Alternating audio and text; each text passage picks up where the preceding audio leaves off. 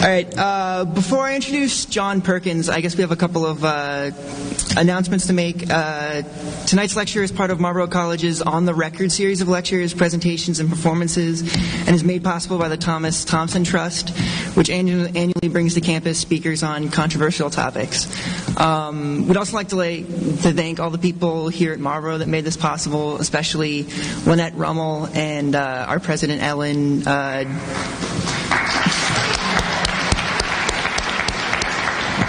and Dan Cotter and his entire facilities team for all the work they did in getting this building ready for tonight.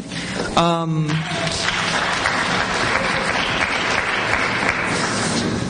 the Record is going to continue this Sunday, May 4th, with a poetry reading by Hayden Carruth at 3 p.m. in Whittemore. And that Sunday, May 4th, will also be the day that we officially celebrate Marlboro College's 60th anniversary.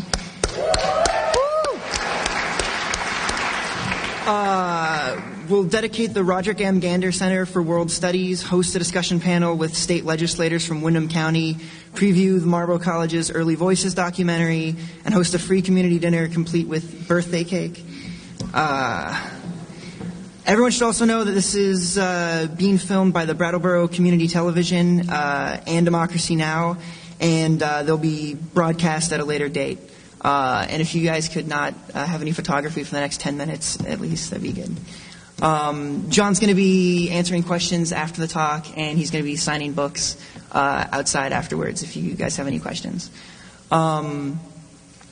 So, John Perkins is an activist and an author, best known for Confessions of an Economic Hitman, which came out in 2004 and spent over a year and a half on the New York Times bestseller list.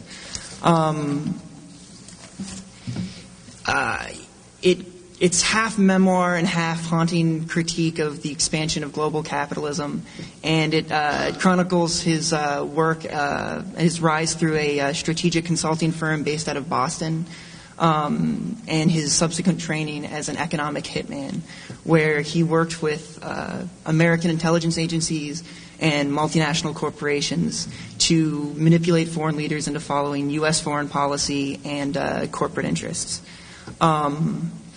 This book, as well as his newest one, The Secret of American Empire, reveals the grim underbelly of modern capitalism and neocolonialism, and the ways in which international economic institutions hide their bid for hegemonic dominance under a liberal smokescreen of structural adjustment policies and modernization. John's books should scare you because they prove the way they show the way that the mechanics of inequality, the mechanisms of inequality, buffer our lifestyles here in the States, and how there's a lot of inequality predicated on this. However, just talking to him in the last couple of minutes, it's very clear that this is not, while it is a very structural argument, it's not at all a message of apathy. And I think that you'll find out that John's message really is one of hope and of optimism and of a changing of social consciousness and even a changing of capitalism for the future. He's been called by some a vainglorious peddler of nonsense, and by others a modern hero who campaigns for social justice. So everybody, welcome John Perkins.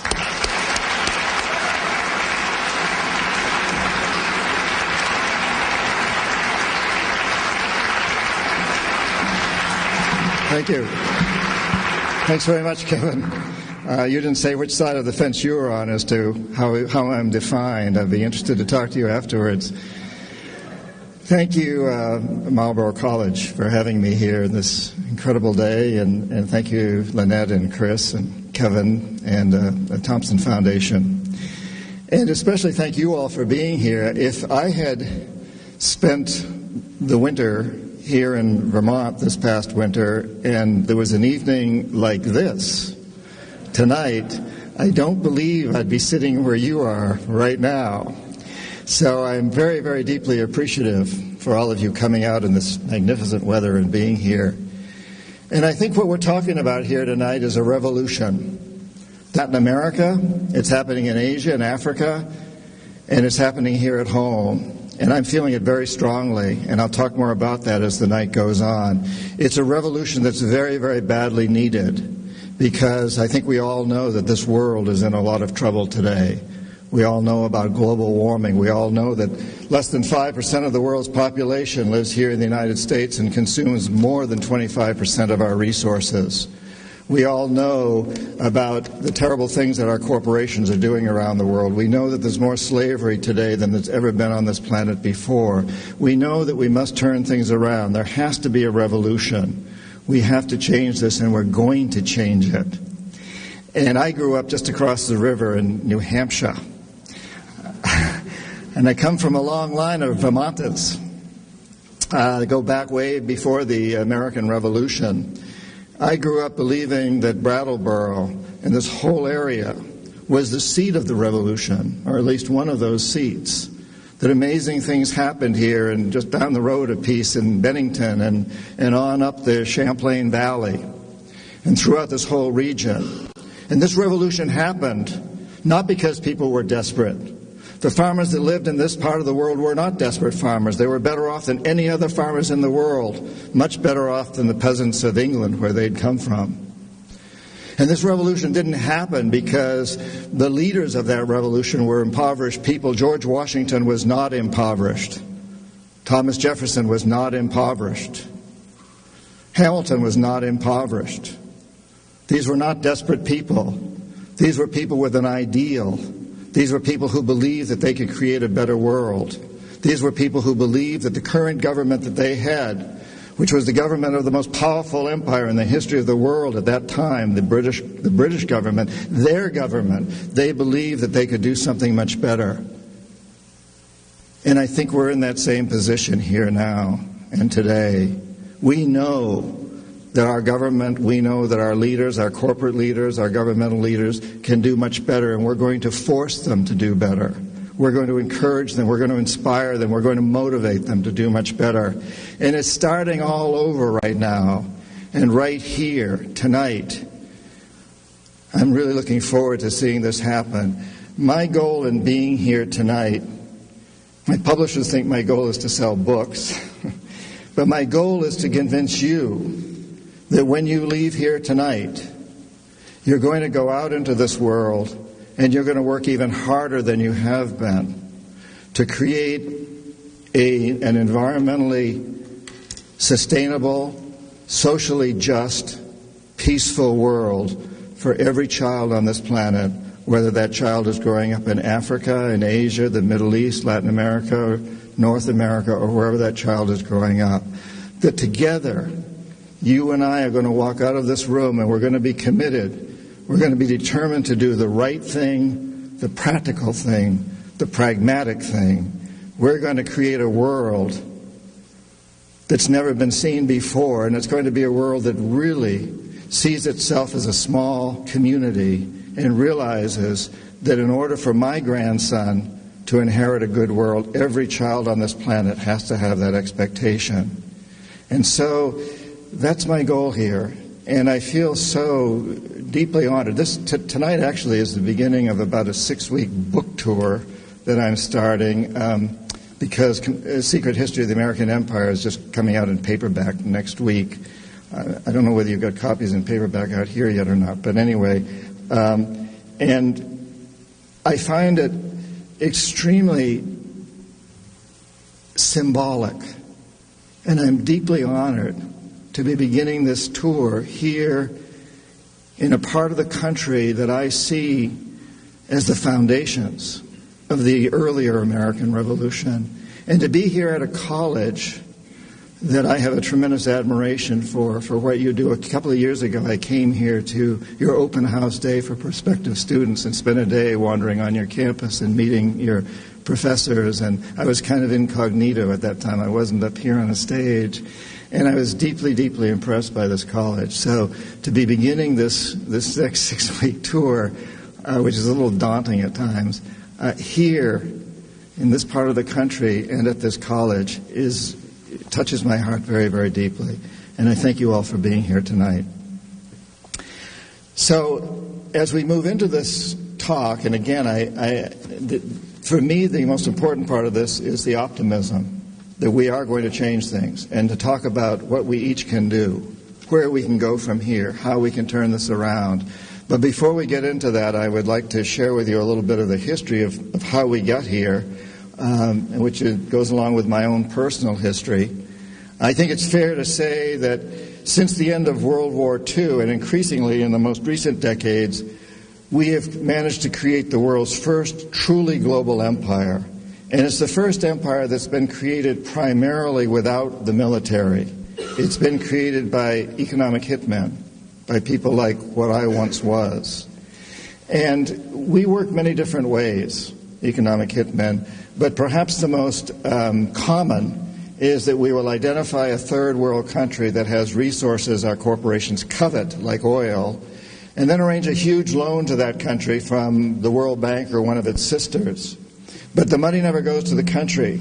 Instead, it goes to our big corporations to build infrastructure projects, power plants, highways, industrial parks, things that benefit a few very rich people in that country, as well as our own corporations, but don't help the majority of the people who are too poor to buy electricity, don't have the skills to get jobs in industrial parks, don't own cars to drive on the highways.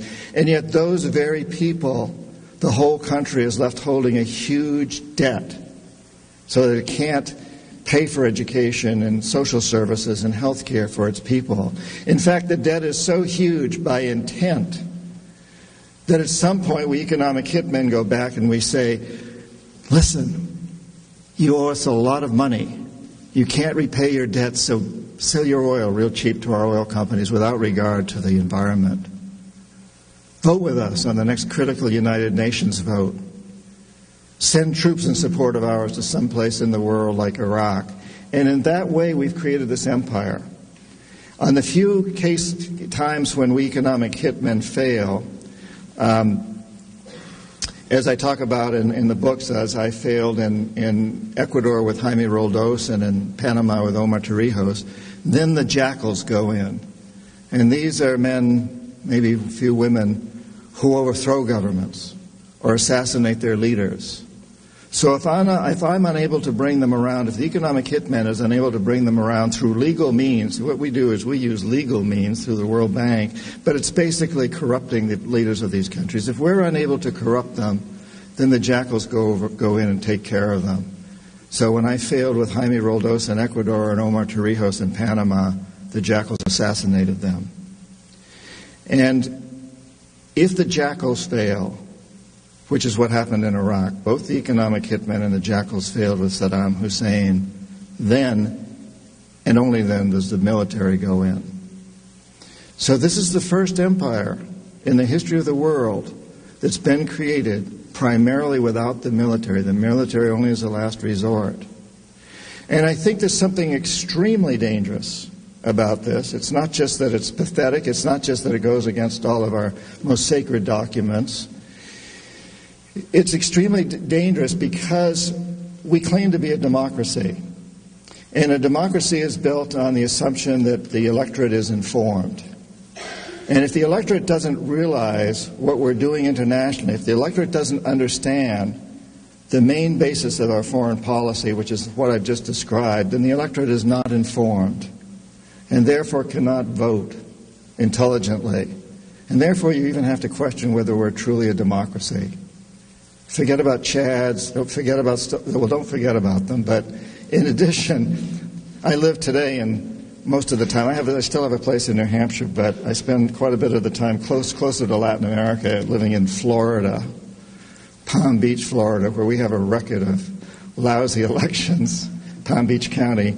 But I think more important than whether the last elections were stolen, whether the electoral system in terms of the machines we use to vote are working, even more important than that is the basic question: do we, the people, we, the voters, have any idea what we're voting for? And in the field of foreign policy, in the field of the World Bank, in the field of international finance and foreign aid, we don't, in general. And that's changing. Since I've been on this road tour, since Confessions came out in 2004, I've been pretty much traveling around a good share of the time during these last 3.5 years. I've seen a tremendous change. We are awakening. We are growing in our consciousness. And that gives me great optimism.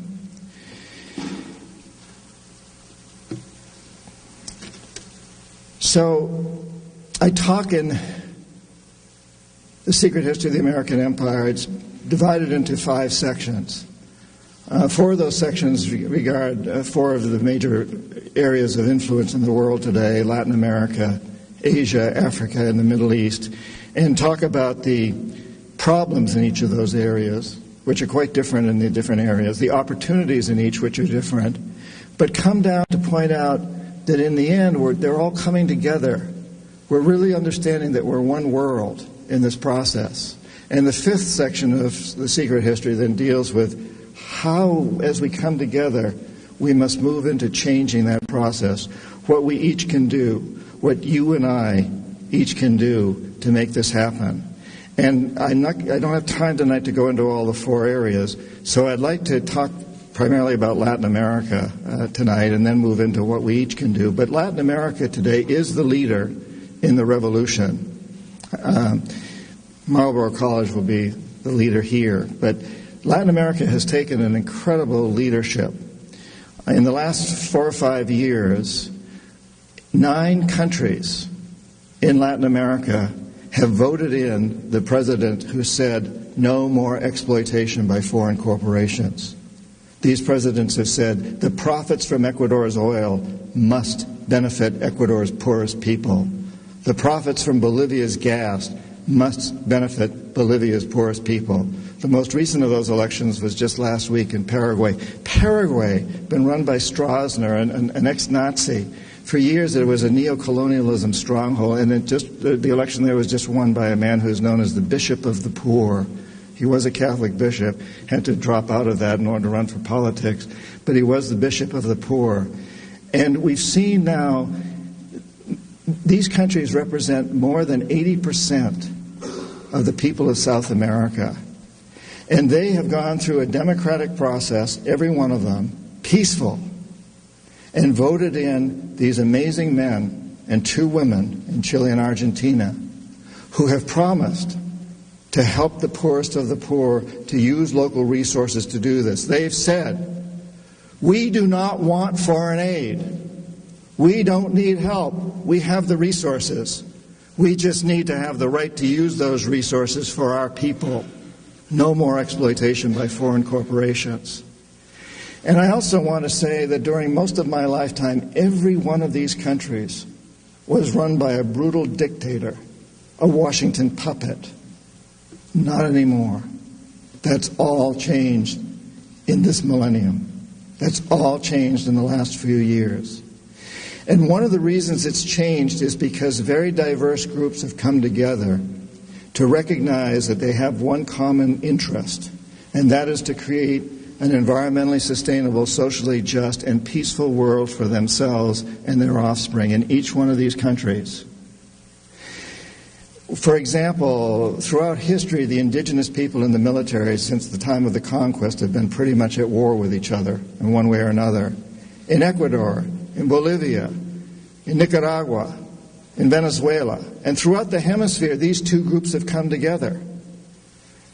And they brought in the candidate who's promised to do something better. And in each time, this candidate has been up against an opposition who was supported by Washington. And in each time, the opposition candidate, the people's candidate, the anti-exploitation candidate has won. And I think this tells us something magnificent about this world we live in.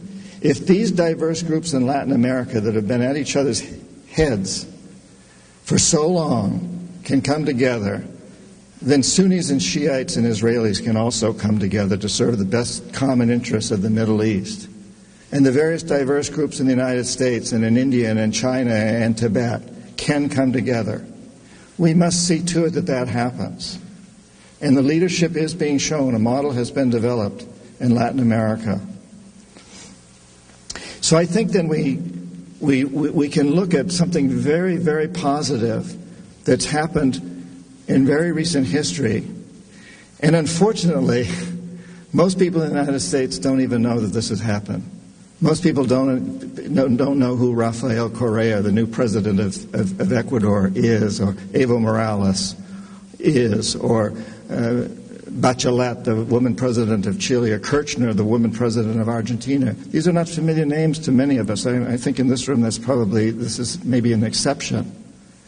And a guy like Rafael Correa has this PhD in economics from the United States. He speaks fluent English. He speaks it better than I do. He also speaks Spanish, and he speaks Quechua, the language of the indigenous people. And when he was elected president, his coronation occurred in a circle of shamans, indigenous shamans, in a little remote indigenous community outside Quito in the high Andes of Ecuador. He chose to go back to the indigenous people to legitimatize his presidency. An amazing moment. It didn't make the New York Times, or a very, very small blurb one day, 3 days later on the back page. But we know it, and we can learn from it. It's an incredible time that's going on in the world today. And what I'm seeing happening in this country is phenomenal, I have to tell you. And I'm sure there's a lot of skepticism out there. I'm sure these current elections are discouraging a lot of people. I find them rather discouraging, that the candidates don't seem to be willing to talk about anything except what people running for president of third grade might talk about, which is, who tied their shoe wrong. That's a joke. You're allowed to laugh here tonight. Very serious audience here in southern Vermont. Yeah.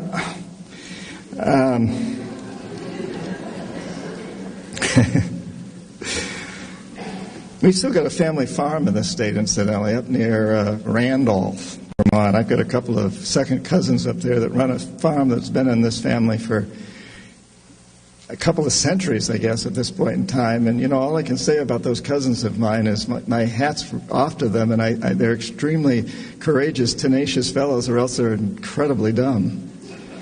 And I know they're not dumb. They're very courageous people to keep running that farm and surviving on it and doing a good job with it and producing some real good cheese, too, and maple syrup.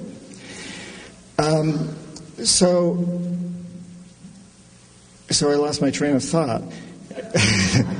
I know, there was a little joke there. So as we move into this new era, as we feel what's going on around us, as we experience these feelings that we have around the election, around the global warming that we're pretty sure is happening despite the tough winter you guys just went through, it's easy to be discouraged.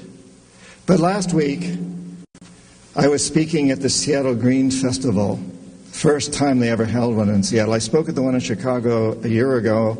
We had 45,000 people there. The first one in Seattle, they were expecting maybe 10,000. I think they finally decided they had 30,000. I haven't even seen the latest figures. And it wasn't just that there were a bunch of pretty good speakers, but all out through there was this huge marketplace. People, entrepreneurs, who were coming up with incredible new products that have all been vetted by the Green Festival to be green, to be socially and environmentally responsible. And it just amazed me as I walked through this place to see what people are working on today and producing. We really are walking our talk, a lot of us, and I know it's easy to get discouraged, but when you see things like that, you realize that the human spirit is indomitable and what we're able to create. And none of us is doing it perfectly at this point in time. I flew on an airplane and I drove in a car to get here. That's not exactly a small carbon footprint. But I'm hoping I'm offsetting that, in addition to buying my carbon offsets, by talking to you tonight. And we all have to look at that balance. Amazing things are happening today. People are doing incredible things, and we really need to feel that and honor that and move forward into this new epoch. And so the rest of this talk, and I'd like to address what it is you can do, what each of us can do, how we can move forward with this, and then we'll go into questions and answers. But the real question is, what will you do? What will you do when you leave this room tonight? Why are you here tonight? Why did you come to this talk? And what will you do tomorrow and from then on? What will we each do? And I think one of the first and most important questions we have to ask is, what is it going to really take to turn this whole system around, to change this empire? Because we have to look at history and know that empires never succeed. They always collapse. And this one's in the throes of collapse right now. But I don't want it to collapse, for one, because when empires collapse, you get a void, and you get wars, either physical wars or economic wars, and you get a new empire. What we must do now is something that's never been done in history before, very much like what those people did here in the 1770s. We must create a new pattern, not let this empire be destroyed, collapsed, and replaced by another empire, but turn this thing around and create a new model. Because the fact of the matter is 5% of the world's population consuming more than 25% of its resources is not a successful model. It's a failure. You cannot sell that model to China or India or Africa or Latin America. You can't even keep doing it here. We know that. So we got to create something new. So let's not wait for the Chinese or someone else to do it. We need to make that happen. And one of the essential questions to ask here is, who's running it? And what's the power base? How do you go in? How do you change this? Well, an empire has an emperor. And an emperor is someone who's not elected, doesn't serve a limited term, and doesn't report to anyone. Well, I think even there's probably, I imagine in this room there's one or two Democrats out there probably. You are serious. I won't ask you to stand up because you might be embarrassed amidst all your fellows. But even I think the staunchest Democrats would agree that we do not have an emperor in our president. The president of this country, at least up until now, has always been elected, serves a limited term, and does theoretically report to someone, which these days seems to be the big corporations, but be that as it may, there's someone out there. But we do, in fact, have an emperor. It's what I call the corporatocracy. It's a group of people, a very large group of people, that runs our biggest corporations. Now, this is not a conspiracy theory. You don't need a conspiracy for all of these people to realize what they must do to keep those corporations running. They all work under one premise, one single goal that drives every one of them. And that is to maximize profits regardless of the environmental and social costs. Maximize profits regardless of the environmental and social costs. And they go about it differently. Exxon has a different approach from Nike, who has a different approach from Monsanto, who has a different approach from whoever. But they're all aiming toward that same goal.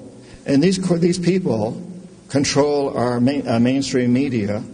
Thank God for Amy Goodman in Democracy Now!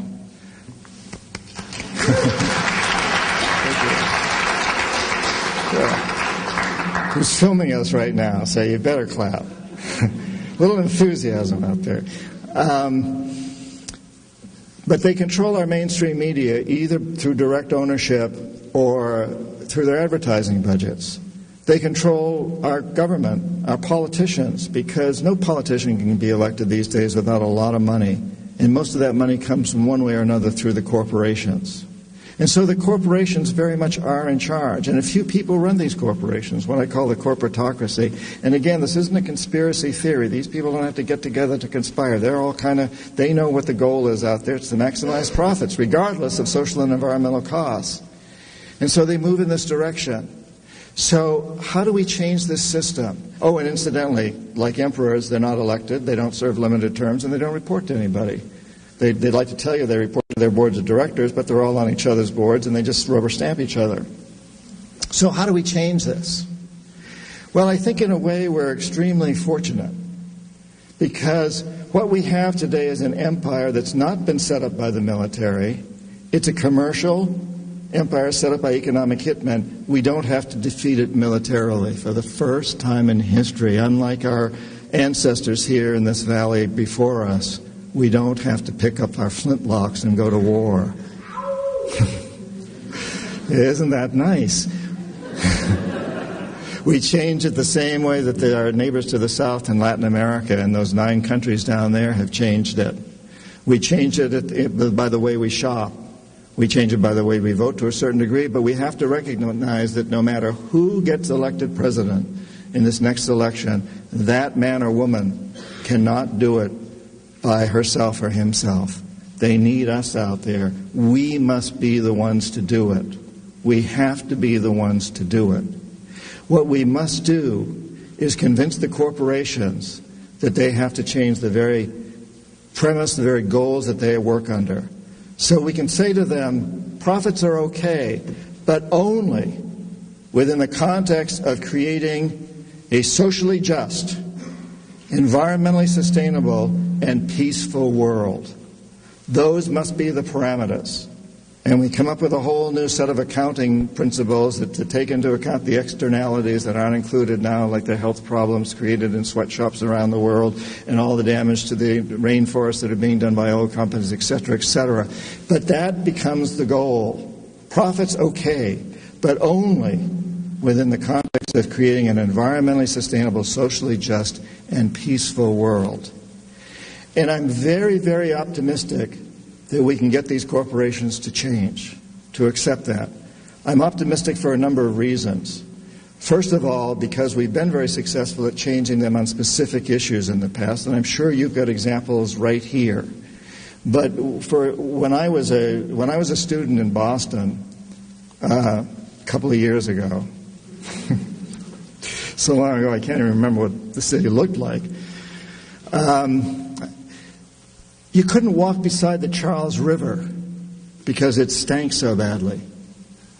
And there were rivers in this country in the Midwest that were on fire with pollution, but we forced the corporations to clean them up. We were destroying the ozone layer with aerosol cans, but not anymore. We forced the corporations to open their doors wider to women and African Americans and other minorities.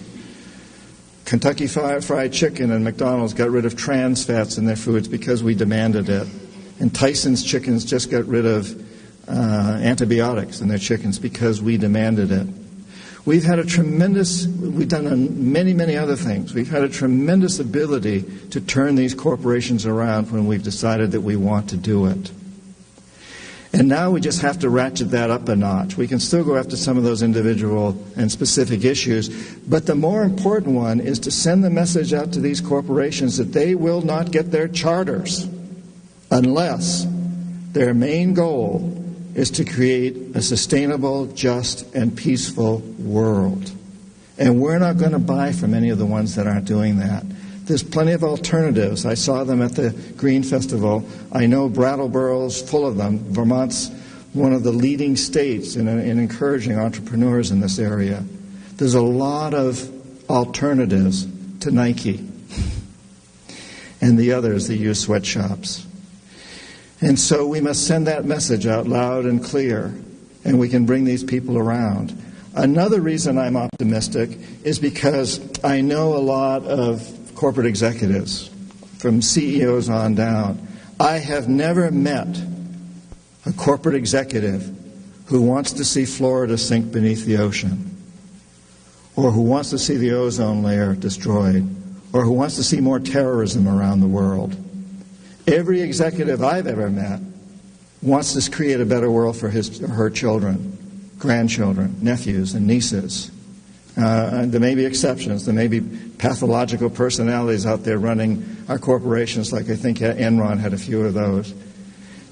But I'd like to suggest that they're probably about the same proportion as in the general population. What is it? They say 1 out of every 15 people or so is a pathological personality. So, God, we got quite a few of them. Probably the same is true of corporate executives. Watch out for your neighbor. Corporate executives are human beings like us, and they're looking to do the right thing, in my experience. And I want to share with you a little story. How many people here know of Rainforest Action Network? Okay, well, a few more of you need to, but a few years ago, Rainforest Action Network went after Mitsubishi, which at the time was considered the worst cutter of rainforest trees. Most people don't know that about Mitsubishi, but it's a big conglomerate. And Rainforest Action Network's never lost a campaign. They've tackled giants. Boise Cascade, and Citicorp, and Home Depot, and Kinko's, and McDonald's, and they've always won every single campaign.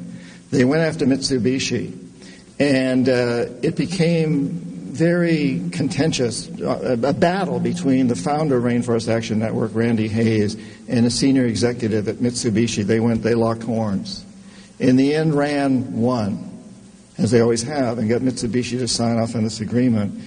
And a few months later, I happened to be at a meeting where both of these men were there, a small meeting, about 30 people in California.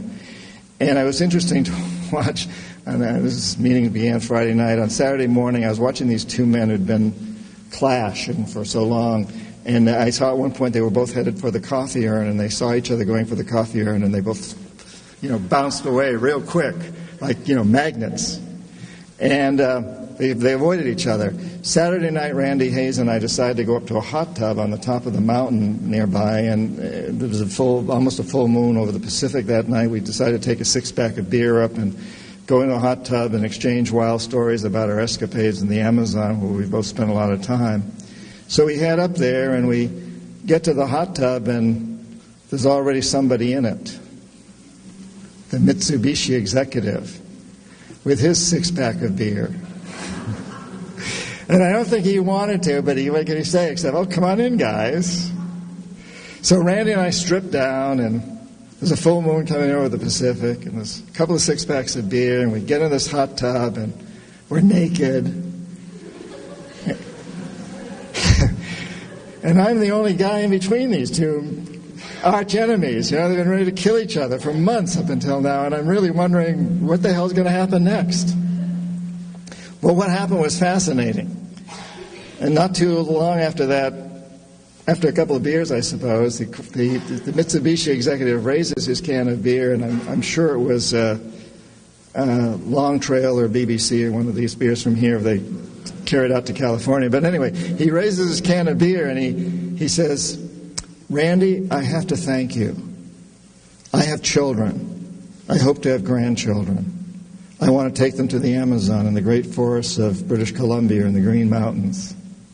And a lot of other executives at Mitsubishi felt the same way. But we didn't dare do anything.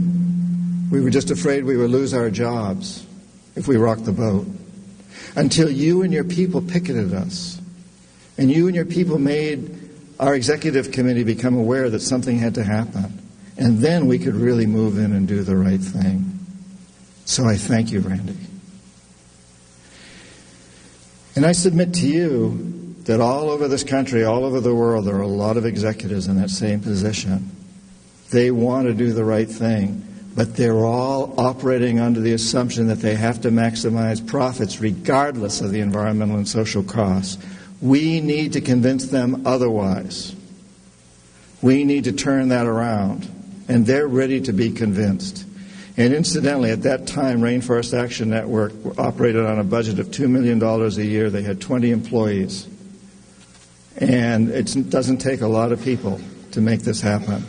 You could get out there, just this group of people right here, around the clock. You could block Route 91 out here, I-91, and create a lot of havoc if you decided to do it. Don't say I suggested it. So I think this is a very, very doable thing. I think we're in an enviable situation today. We live in a real small planet. When I was an economic hitman in the 70s, it would take me 3-4 days to make a telephone call from Jakarta, Indonesia to Boston. Today it's instantaneous. Today you can send a whole book from the deepest part of the Amazon by internet to any place in the world. We're a very, very small planet. As I look out over this room, I dare say that probably just about every country in the world, and certainly every continent in the world, is represented in one way or another here by some item of clothing, by a person, by a piece of jewelry, by something. We're a very, very small, interdependent planet. We have tremendous communication. And this puts us in a position to really, really affect change, to create something that's never been done before in the history of the world. You and I can each do that. We're in that position. And so the final question to ask ourselves, and then we'll move into your questions, and answers. And the final question to ask ourselves is how can we do it? How can each of you as an individual do this? What is it you can do? And in The Secret History of the American Empire, there's a long list of things we can all do and should do, and I suspect in this room there's a lot of people that are already doing them, not buying from sweatshops, drinking water like this, the important way to drink water, the right way to drink water. You get really good water here. Nice bouquet.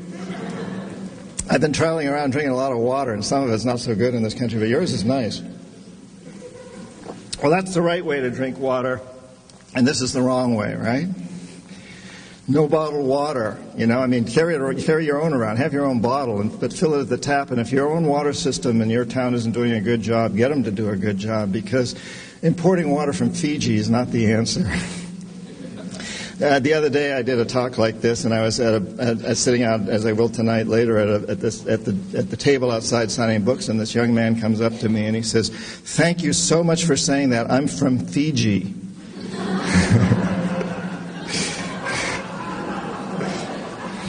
And he said, "We're a dry country. We don't have much water. We're sending it all, and what we do have, we're sending it all to you. Thank you for saying that." So anyway, there's this list in the book, and it's a long list of many, many things that we all should be doing and can do. But I think beyond that, there's something very important, and that is that each of you has passion, and each of you has talent.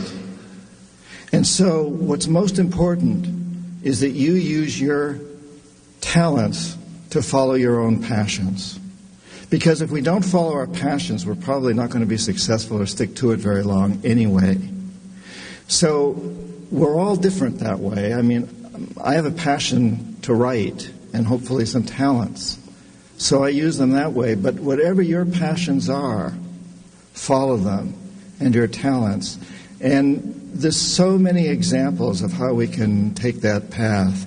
If we can all take different paths, but if we're all headed toward the same destination, and that destination is to create an environmentally sustainable, my mantra, socially just and peaceful world, then we can all take different paths headed in for that same destination, and we will get there. I am so often struck by what happened here in the 1770s. I think it's a great inspiration for where we are today. And I'm so often struck by the fact that George Washington did not write pamphlets. And Tom Paine did not try to lead armies. Thank God. Paine followed his passion as a writer, and Washington followed his passion as a leader of men.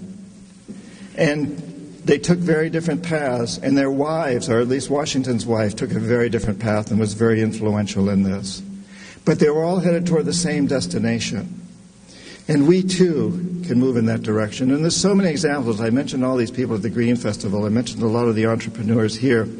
In my book, The Secret History of the American Empire, I talk about a young couple who comes from this area, lives here now, that spent time in Africa as Peace Corps volunteers and created a nonprofit organization called Ecova Mali, which is aiming at helping the small farmers of Africa, of Mali and of Africa. And I think Cindy and Greg, are you here tonight? If you are, would you stand up?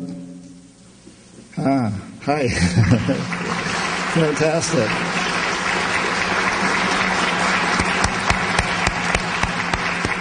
And I had lunch today, and Greg was telling me how terribly important it is to follow his heart, and how difficult it is at times. He has to have they both have to have other jobs in addition to this nonprofit in order to make that happen, but they're determined to make it happen. But what's really important is that they follow their passion and use their talents. And I think you'll both maybe be outside near the table where I'm going to be signing later if people want to talk to you about what you're doing. Could you just stand up again and let people see you so they'll know who to turn around so they can see you? All right. Woo! And I'm a founder and on the board of a nonprofit organization, which is also based down near Northampton, Massachusetts. Dream Change, which is about changing the paradigm, changing the dream, and it grew out of indigenous teachings. And the director of that organization is also with us tonight, Lynn Roberts, along with her son Evan. Would you both of you stand up, please? Okay.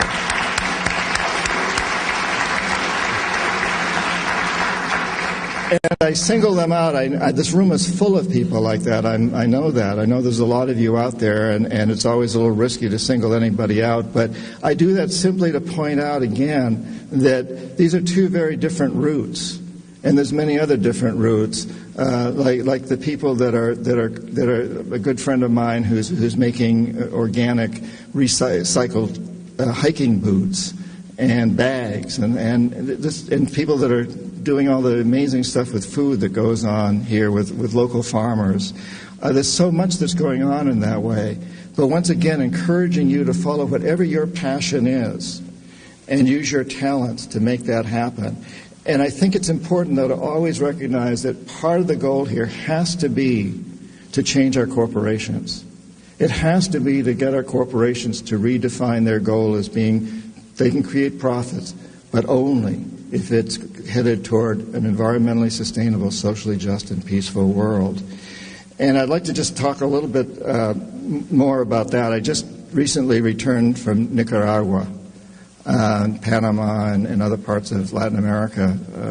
And one of the reasons I was there in Nicaragua is I was with a group of very wealthy philanthropists from the United States who want to invest philanthropically. In other words, they're not looking for a rate of return on their capital, but they want to invest in small farmers, the campesinos. They want to help the campesinos develop an organic food industry in Nicaragua. They want to support the Ortega government there, which is not supported by the U.S. government, and they want to support the people there trying so hard to make a new life for themselves, and through organic farming. And part of this team includes a founder and also the president, two separate people of Whole Foods, who were interested in buying the produce from them, and the Omega Institute up here in Rhinebeck, New York, that's also interested in buying from them. And so there's a whole system set up. But I made several trips to Nicaragua looking at this, and one of the discouraging things is that you find in Nicaragua that a great deal of the agricultural land there has been destroyed by U.S. corporations, by Chiquita and Dole and United Brands, or United Fruit formerly, by their pesticides and insecticides and so on. But that land can be cleaned up. And the huge lakes, Nicaragua has two huge lakes. You can't see across them, Lake Managua and Lake Nicaragua. And they have a tremendous water supply, which is a very valuable resource for the future, as we all know. They're horribly polluted. But there's a boat you can buy for $40 million that cleans water very nicely. And there's tremendous opportunities. And I'm so struck as I'm in these places by the possibilities of creating a new economy. So what if a small percentage or a large percentage of our military budget went to paying the very same corporations that today are making weapons to create the means to clean up the farmlands of Nicaragua and the waters of Nicaragua and the farmlands of Africa and Asia and the waters and the air? What if we determined to build an economy not on death and war as our economy is currently structured, but rather on life and on creating a better world for every child on this planet? What if we made that decision? Is that such a remote possibility? I don't think so. I think it's something we can do. And I think it's something we should insist that our presidential candidates in this next election that's so close upon us now talk about, rather than who ties their shoe wrong. Let's get them to really talk about these issues. Let's create a new economy together. Let's insist upon that. And you have tremendous power every time you shop. And again, I feel here in this part of Vermont, this part of the country, I'm kind of like I'm preaching to the choir. But sometimes the choir doesn't always sing. So it's good to preach to the choir too. I don't always sing. I know we all make a lot of mistakes. But we have such tremendous power. You have incredible power, much more than you probably are willing to admit. But you have incredible power. And I'm often recalled to a time in my childhood when I had no idea that African Americans... This microphone's giving me a hard time. How's that? I had no idea that African Americans had to ride on the back of a bus in parts of my country until Rosa Parks showed me that. How many people here have ever heard of Rosa Parks? Okay. Well, who the hell was Rosa Parks? Yeah, she's you. You can ride on the front of a bus. Now, what's also interesting is that in Montgomery, Alabama, where that happened, shortly after that, a group of church people got together and they started an organization because of Rosa Parks, and they elected as president of that organization Martin Luther King Jr. Rosa Parks, in her own way, brought in Martin Luther King Jr.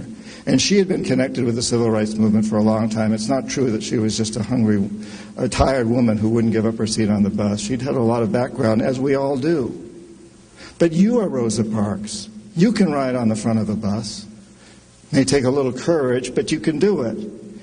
And when I was a kid growing up in New Hampshire, I had no idea that the DDT that we were spraying on the swamp out behind our house to kill mosquitoes was also killing insects and fish until Rachel Carson wrote Silent Spring. How many people here have heard of Rachel Carson? Okay, great. And Rachel Carson, with that one book, started an entire global environmental movement. Who was Rachel Carson? You're Rachel Carson. You can do that.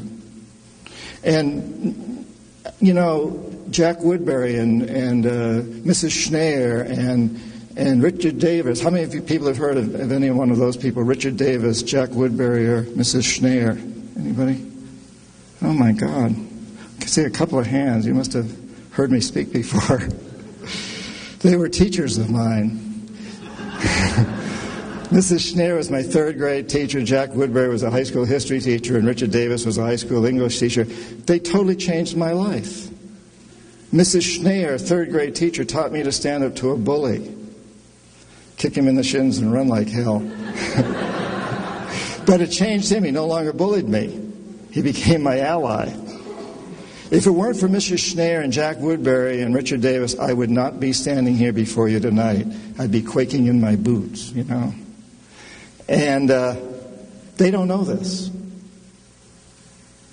They don't know what an impact they've had. My books have now sold millions of copies in, I don't know, more than 30 languages. And Mrs. Schneer, my third grade teacher, has to take all the credit for that, or a great deal of it, and I'm serious. You have no idea how you're impacting people every single day, every day. And every time you shop and every time you eat, we have such incredible power, whether we're a third grade teacher or whether you're a dentist who, you know, when you get the drill in somebody's mouth, you convince them how to vote next time. Whether you're a carpenter or a plumber or a housewife, retired. I see some people I suspect may be retired out there. My generation, you know, the 30 and older group. You think I look younger than 30, don't you? That's why you're laughing. You know, if you're retired, you can't be fired. You got nothing to lose. Rock the boat. Rattle the cage. This is your time to get out there and change the world. You know, and they're probably not going to put you in jail either. You just kind of hobble around a little bit and look really fragile. It's, you know, they don't want you in the jail. So this is your time. Get out there. And if you're young, if you're just in college, this is the time to really decide that you're going to devote your life to your passion. You're not going to do anything but that. You're really going to go for your passion. Kevin and I were talking about that before the meeting, before he introduced me tonight.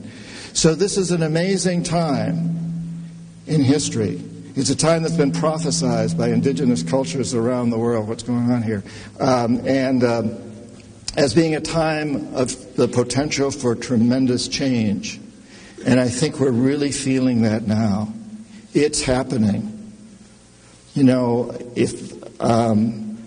when Confessions of an Economic Hitman came out, in 2004. I think I might have had half of you here in this room, maybe a quarter. I don't know.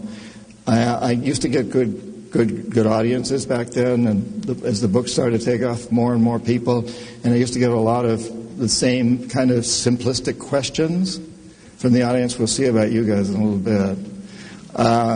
But now, things have really changed. Things are really taking off. And I take all the credit for it.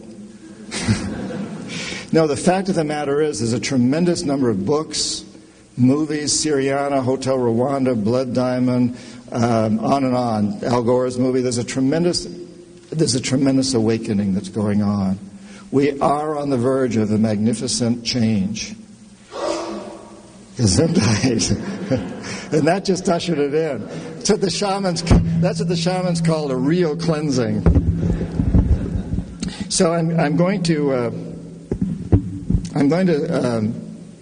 open this up to questions in just a moment. But before I do, I would like to leave you with a quote from Martin Luther King Jr. And I have to say that it's a frightening endeavor to stand before a microphone and read the words of Martin Luther King Jr., because who can possibly even think about reading them the way that he would have spoken them? I won't even try, but I will read the words. Martin Luther King Jr. said, "I refuse to accept the view that mankind is so tragically bound to the starless midnight of racism and war that the bright daybreak of peace and brotherhood can never become a reality. I refuse to accept this view. I believe instead that unarmed truth and unconditional love will have the final word. Unarmed truth and unconditional love will have the final word." We're moving into this era where unconditional love and unarmed truth are so important. It's time that we really, each of us, committed to devoting the rest of our lives to spreading this unarmed truth, to opening ourselves to this unconditional love and spreading that too. And so together, you and I, as we walk out of this room tomorrow, as we face the dawn tomorrow, and as we move forward in time, must commit ourselves to doing the right thing. It's the ethical thing. It's the practical thing. It's really the only thing to do. It involves changing consciousness. It involves changing the paradigm. It involves getting our corporations to commit to only working within the conditions of creating a sustainable, stable, and peaceful world. It includes each and every one of us committing to following our passions, using our talents to realize those passions, and always having those passions aimed at that destination of arriving at an environmentally sustainable, socially just, and peaceful world. And I know that as we leave this room and march out together, we will make this happen, just as those people back in the 1770s created a magnificent change. And I very much look forward to doing this with you. And I thank you all for joining me in that process and for being here tonight. Thank you. Thank you.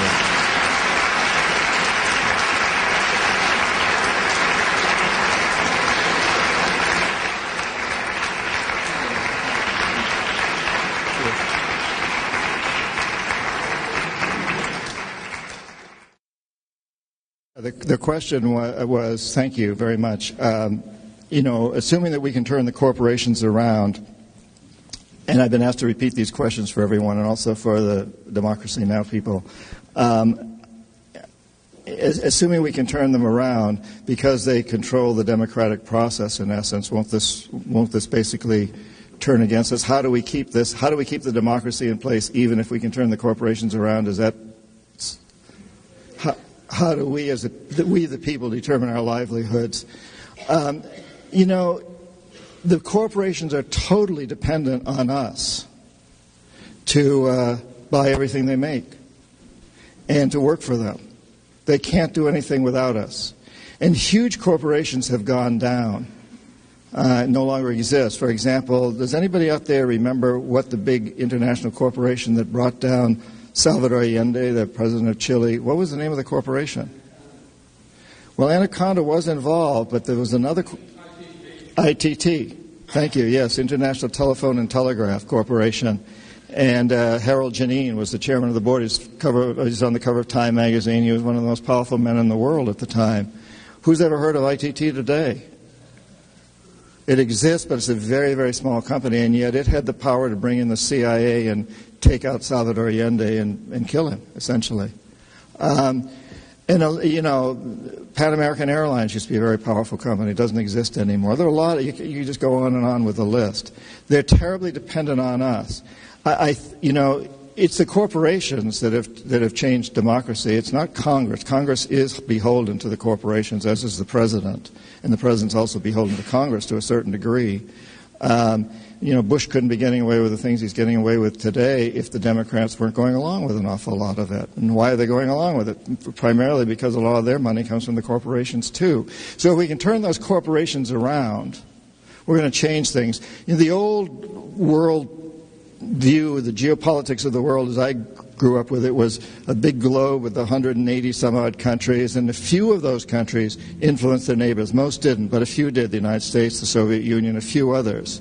But today we have a totally different geopolitics. No country is really very important, really, from the standpoint that you might better envision the geopolitics as these huge clouds enveloping the globe, and those are the big corporations, and they don't know any national boundaries, and they're really running everything, and they'll partner with the Chinese, they'll partner with the Argentines, they'll partner with the U.S. government, they'll partner with whoever they want, and they'll follow whoever's laws best serve them. They are truly running this thing. We're at a point today that's very much like what happened when when the city-states became nations. We're taking another leap where the nations no longer are very relevant. What's relevant is the big corporations. So we must go after them. And they are very vulnerable to us. Unlike those old city-states or nation-states, they're not based on armies so much as they are on buying power. And we have a tremendous impact on their buying power. I mean, just look at today. You're seeing a real greening among corporations. Oh, it's only a small percentage at this point, but it's a lot more than it was 10 years ago. And I think to a large degree the greenwashing is kind of subsiding. They're realizing that that's not really working very well and that they're really going to have to go into doing some greener things. And they're taking it kind of slowly. We've got to push them harder, but it is happening. And these entrepreneurs that are coming up with alternatives and the stores that are selling organic produce and locally produced produce are having an impact. There's no question. We do have that power. Thanks for asking that. Georgios? Yeah, I'd like to because all these big corporations are hard to get at. Well, Marlboro College itself is a corporation, and we don't invest with, I've done work in the CT, and we don't invest with green practices as socially sustainable practices as the number one, what's motivated. Profit is the number of motivator. And it's understandable because we're a small college, we have $30 billion endowment. It's just very small, we're very vulnerable. So I guess I want to know, first of all, I want to know how a small corporation, which is very vulnerable to fluctuations in the economy or whatever, can go green sort of safely. And then I want to sort of challenge students to, you're trying to get us active. I want to challenge students to put the pressure on the administration it's a very easy, small corporation, $30 million, put it naked on it, I guess. But I want to know, I guess, how can we do that safely? It's a great practical question, and I appreciate it. And I think there's an awful lot of answers to that question depending on, what corporation you're looking at. So, you could talk to Greg and Cindy about how they're doing it with African farmers. You could talk to some of the people at the Green Festival about how they're doing it with shoes or purses or different kinds of foods or all kinds of things that they're making. And it would be different. And a lot of it just really requires following your passion and sticking to it and recognizing that along the line you're probably going to have to make some compromises. To get to the university situation, I think it is very important that students demand that their university be socially and environmentally responsible. And you've got to recognize, of course, that that may take a little time and there may be some compromises along the line. But at least set that as a goal, as an objective. I'm struck by the Omega Institute, which is over here in Rhinebeck, New York, and their dedication to making their campus a lot greener. And they realize that they can't do it all at once, and it's going to take time. And I think that's always true. But making that commitment and moving forward, and for the students to keep the pressure on that, to point out that that's a very, very important aspect, that's essential. And you know, when a college, when Marlboro does that, and moves into that space, it's going to get a lot of attention. You know, the people who are on the forefront are always the winners, however we define winner. But so during the time when the city-states became nations, those people like the Medici, who understood that was happening and got on the forefront of it, thrived. And so today a college like Marlboro can cut a tremendous place out for itself and become very highly recognized if it's willing to move into that forefront. And it has to do it carefully, and it has to do it strategically. And I would suggest that, you know, the college and student body work together, some sort of committee to really look at that, and maybe it becomes part of the course curriculum, to really look at how you can do that in a way that will not sink the college, obviously, because that's no good. You've got to be sustainable on that level, too, but in a way that's truly, truly significant. And once that commitment is made, the solutions will come forward. They always do. I'm totally convinced of that. When we commit to doing something like that and following our passions, and we could put our talents, and you've got lots of talent in all kinds of regions in this university, in this college, when that commitment is made and those talents come together to realize that commitment, it will happen. And it will set a model for the rest in a very similar way to what's happened in Latin America, which is setting an incredible model. And it hasn't been easy for them. Thanks. Well, it sounds to me like you think a revolution will come through shopping, and that mostly you have purchasing power. And so I'm wondering, for all the people who don't have enough money to buy green, what are they supposed to do? That's a question, it's a good one. I've heard it before. And I think what we need to look at is buying green as an investment. And I'll give you an example. My daughter, who's 25, works for a nonprofit organization, doesn't make a lot of money, just had a baby. He's 7 months old now. And she's very, very environmentally conscious and socially conscious. And I remember at one point, as an example, she's looked at everything, diapers, the whole works. And at one point she called me and she said, "Dad, I found a couple of cribs. One's $200. It's made in China, probably in a sweatshop. I don't know that for sure, but I suspect. And another one that's made with Chilean certified organic whatever woods, and made in Canada, not in a sweatshop, for $600. And of course I'm going to buy the $600 one, because that $400 is an investment in my child's future. And I would put that into a school. It's not easy for her. She works for a nonprofit. She doesn't make a lot of money. But she's saying that's an investment. It's not a sacrifice. I'm investing in my child's future. And I think that's a really good way to look at it, to also realize that we can't always make an investment. So there may be times when you can't do the right thing. But to realize that in doing that other thing, you are sacrificing the future, your own future, your potential children's future, the future of the planet. There's a sacrifice that's being made by not doing the right thing, and you may have to do that from time to time. We all have to sometimes make sacrifices that way. But to also make the commitment that as soon as you can, you will make the right investment, which is an investment in the future. Thanks.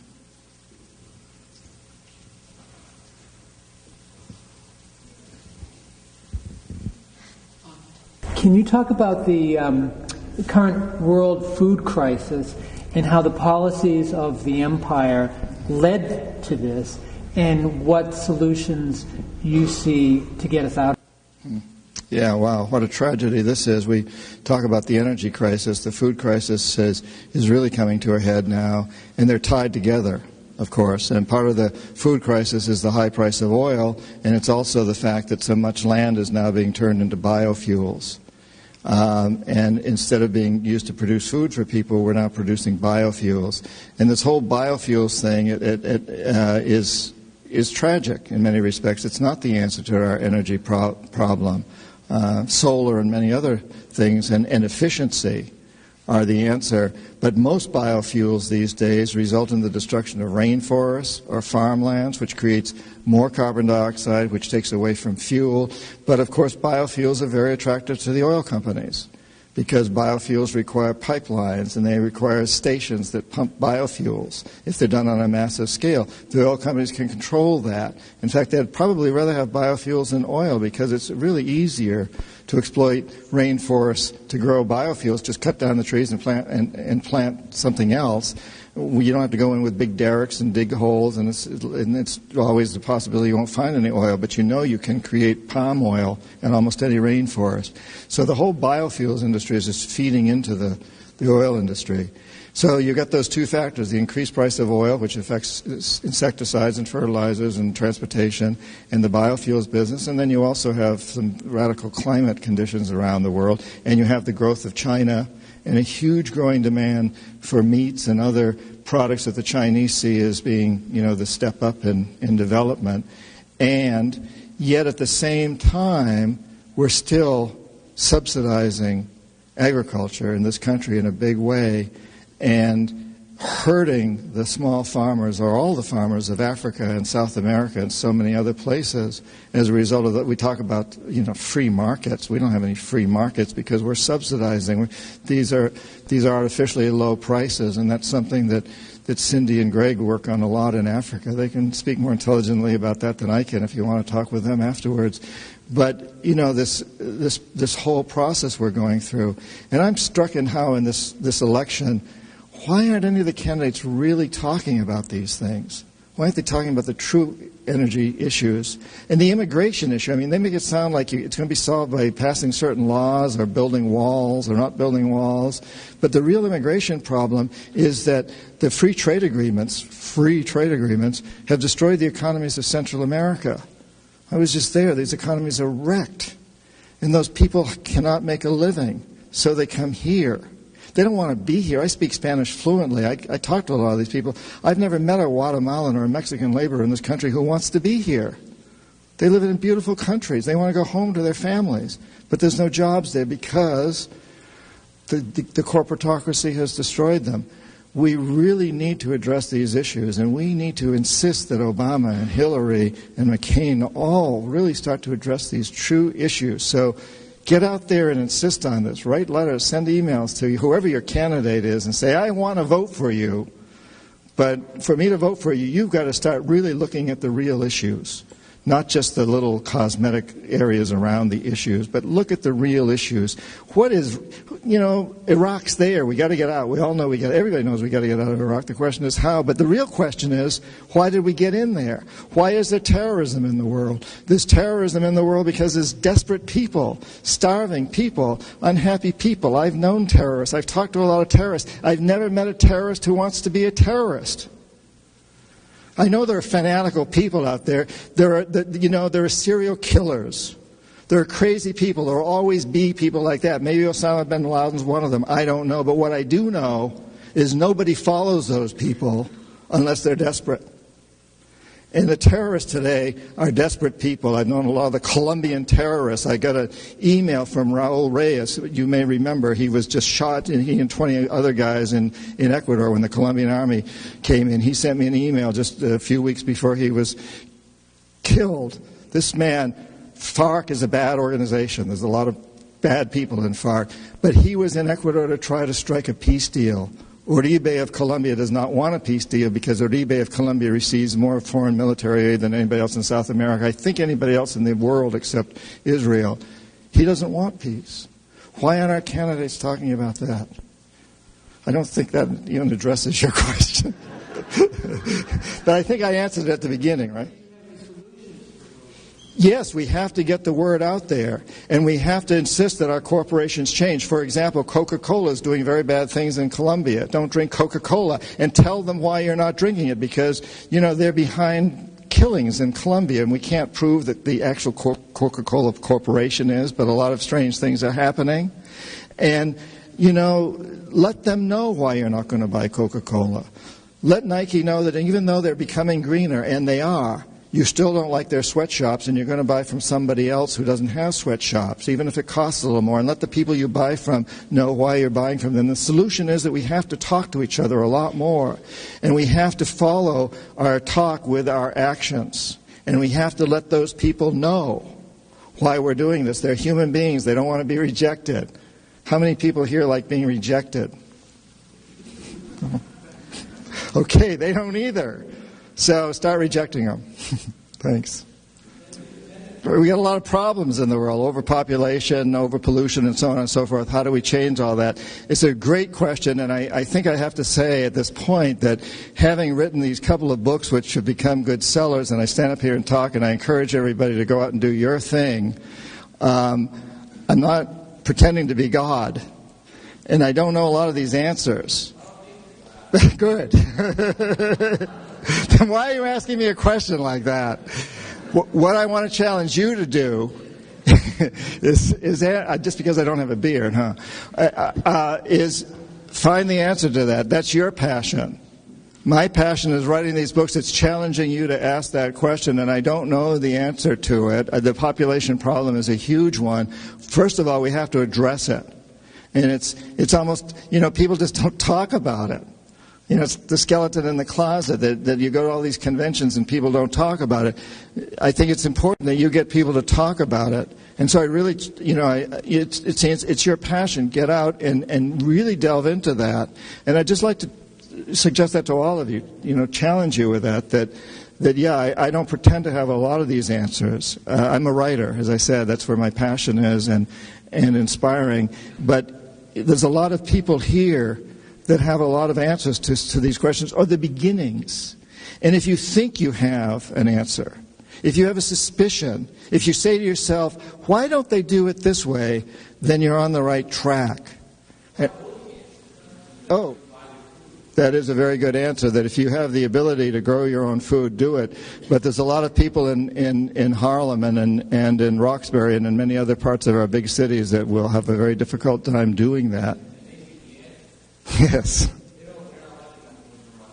That's right. So we have to help figure out that answer.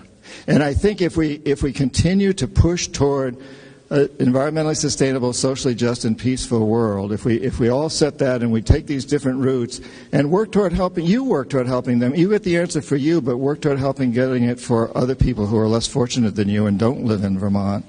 I'd really encourage you to do that.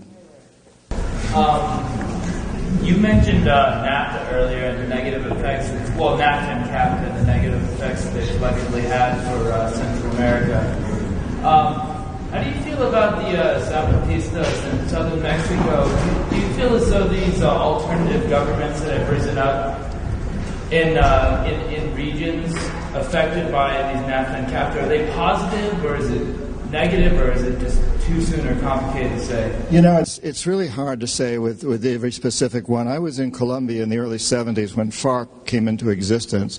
And FARC came into existence, and for those of you who don't know, FARC is a very dangerous organization in Colombia now, a terrorist organization. But it came into existence because it didn't like the hydroelectric plants we were building, and a bunch of campesinos were flooded out. Their lands were destroyed, and the oil companies were doing something similar. So they banded together to try to stop that. And in the initial years, they got funding from Russia and some from China, and that sustained them. And then that funding dried up, and especially as détente occurred, it dried up more and more. And so they turned to narco-trafficking and extortion and kidnapping, which is pretty bad stuff. But that was the only way they saw that they could fund themselves. So what started off as I think is a very positive movement, a grassroots movement to object strongly to World Bank projects and oil company projects, became something that's pretty dark now and pretty dangerous. And so it's always hard to know where those things are going to go. I think we here, as a people, one of the messages that we need to get from South America is that we all need to really insist that our government and our corporations defend democracy. So right now, these countries, these 9 countries today in Latin America, 8 are in South America, 1 in Central America, and Guatemala and Mexico are they waver a little bit in there. It's not quite clear where they're going. But I think we all need to support these democracies, and we need to insist that our country and our corporations support democracy in these countries and all around the world, even when democratically elected presidents threaten to rein in our corporations and cut down on the billions of dollars the chief executive offices are making. We need to insist on democracy, and so I encourage you, to get out there and talk about this more, write about it, write to your Congress people, talk on the radio. Yes. Yes. Ultimately, it is going to do it. We are going to do it if enough of us, when enough of us, get out there and really make it happen. When we really want it to happen, it will happen. There's no question about it in my mind. It will happen, just as it has in South America. If you'd lived in Ecuador 7 years ago, you wouldn't have believed that Rafael Correa could ever be president of Ecuador. You wouldn't believe that Ecuador would today, both the president and the Congress, 2 weeks ago, the Congress stood behind the president and said, no, the background on this is the largest U.S. military base in Latin America is in Ecuador. And Rafael Correa said he will not renew the lease in 2009 unless the United States gives him the same amount of land and a lease in Florida to build an Ecuadorian military base in Florida.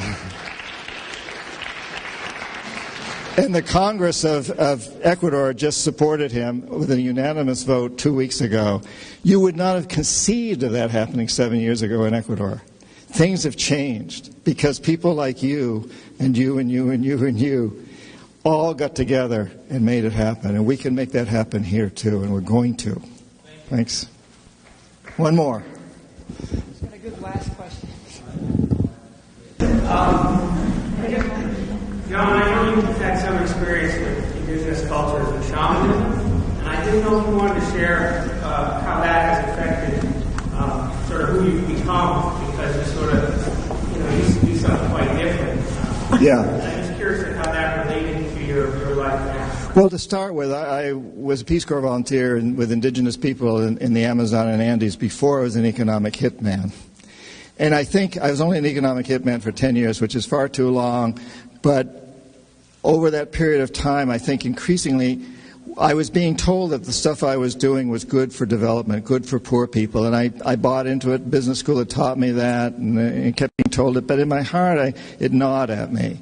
And one of the reasons I think I was privileged where other people in my position might not have been was I'd lived with these indigenous people.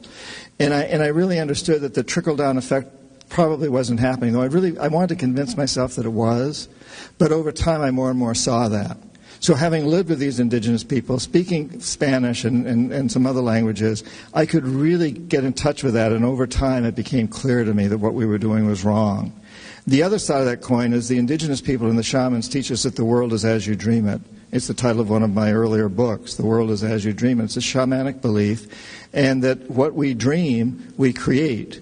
And the shamans will tell you that here in the north, we have had a dream of big buildings, lots of industries, lots of cars, and our dreams come true because we gave it energy. And now we need to change that dream. That's the name Dream Change, one of the nonprofits. To change that dream. And once we start to give energy to the new dream, it will happen. So the new dream is to create a sustainable, just, and peaceful world. And if we all dream that, not just at night, but in all of our actions, and give energy to it by shopping properly whenever we can, and by doing all the other things along that line, and by forcing the corporations to go into that, as we have this dream, it will materialize. And I totally believe that, and indigenous cultures around the world have lived that way for much longer than we've lived this way. And they've done it very successfully. And even despite all the exploitation, they've managed to survive. They're still there. So it's been very profound. And I think that was a great closing question. And we will do some book signing. If any of you want to share something out there, I'd love to do that. And just once again, in closing, I'd just like to say to you that I really, really look forward to moving out into this new time, this new dream, to sharing this dream together of environmentally sustainable, socially just, and peaceful world. And as we dream that dream together and as we give that dream energy, it will happen. Thanks.